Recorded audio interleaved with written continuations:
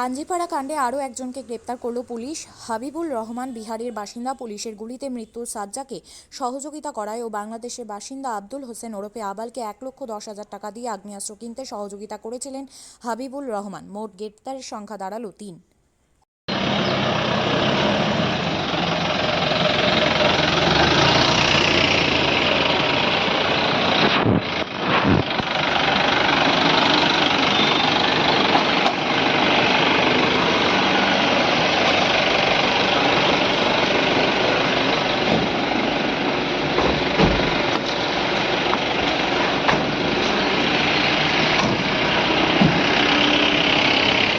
আমি না খালি আবার খাবাই করবো।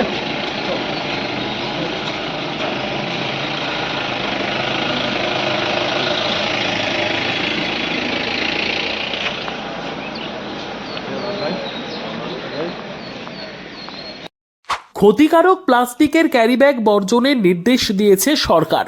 চারিদিকে চলছে সচেতনতামূলক প্রচার কর্মসূচি। রায়গঞ্জেও তার ব্যতিক্রম নেই।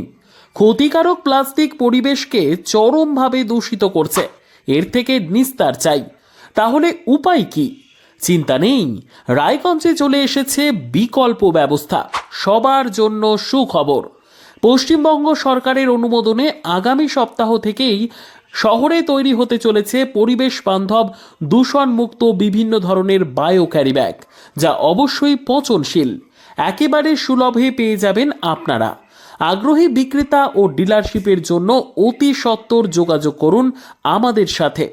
আমাদের ঠিকানা ইকো ক্যারি ইন্ডাস্ট্রিজ, জেলখানা মোড়, রায়গঞ্জ, উত্তর দিনাজপুর। আমাদের মোবাইল নম্বর 7001178352 অথবা 9434171272 অথবা 8250161082 অথবা 9800217806।